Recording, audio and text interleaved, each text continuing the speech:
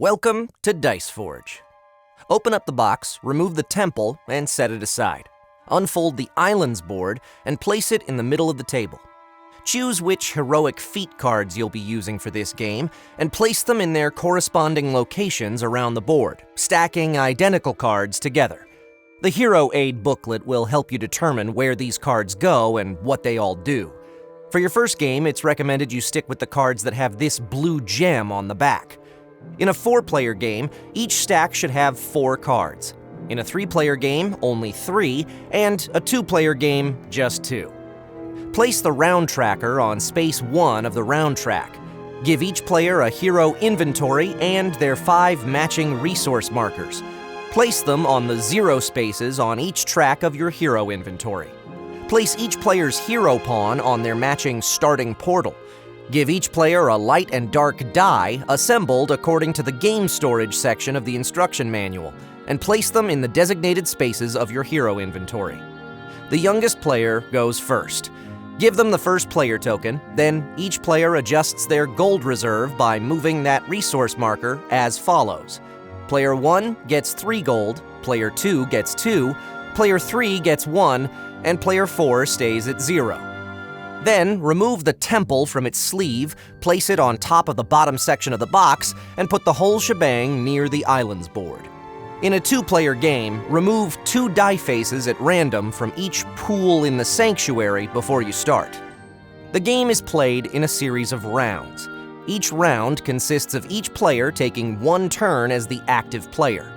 A turn starts with all players receiving a divine blessing, which means you roll both of your dice and place them back on your inventory rolled side up. Then, apply the effects of the 2 rolled faces in the order of your choice. Most of the time, this means gaining resources. In the unlikely event that there's a conflict between players trying to resolve special die faces, follow the turn order, with the active player going first. And if a card effect ever says you get a minor blessing, choose one of your dice to roll and apply its effect. Next, if the active player has any cards with reinforcement effects, indicated by the cog icon, they may apply them in the order of their choice. Then, the active player chooses to perform one of 2 actions. Make an offering to the gods by taking 1 or more different die faces from the sanctuary, spending the required amount of gold for each face acquired, and forge them in the order of your choice. When you forge a die face, pop off any face of your choice, like so, and attach the new one in its place. Set the face you removed near your inventory, just to keep track of it when you put the game away later, then put the die back on your inventory with the new face facing up. The other available action is to perform a heroic feat. Spend the resources indicated next to one of the heroic feat cards, then move your pawn to the portal of the corresponding island. If another hero is currently occupying that portal, they're ousted. Their pawn moves back to their starting portal, and they immediately receive a divine blessing as compensation.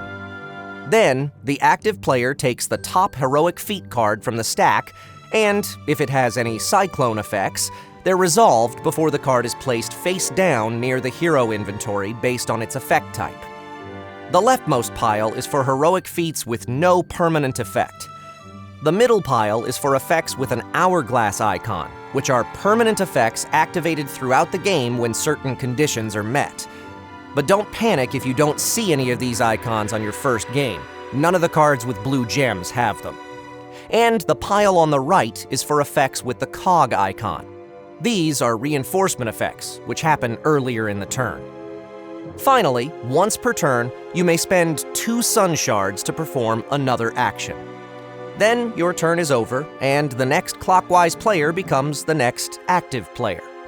A round ends when all players have had a turn as the active player. Advance the round tracker 1 space, and continue playing. A 3-player game ends after 10 rounds, and 2- and 4-player games end after round 9. Once the final round is over, add up all the glory points awarded from your heroic feat cards, along with whatever you have in your hero inventory, and whoever has the most is the winner. And note that when you put the game away, you'll want to follow the game storage instructions to save yourself time during setup the next time you play. And that's the gist of how to play Dice Forge. Hey, thanks for watching. If you like that, be sure to hit that like button, hit that subscribe button, and most importantly, go on over to twitch.tv/BNB Tabletop and give us a follow there. We play board games live every Sunday night at 7:30 p.m. Pacific Time on a show we call The Board and Barrel. And it's a very interactive broadcast. We have house rules that you guys can influence throughout the course of the game, virtual bingo, you can bet on who's gonna win. It's a lot of fun, and I look forward to seeing you there.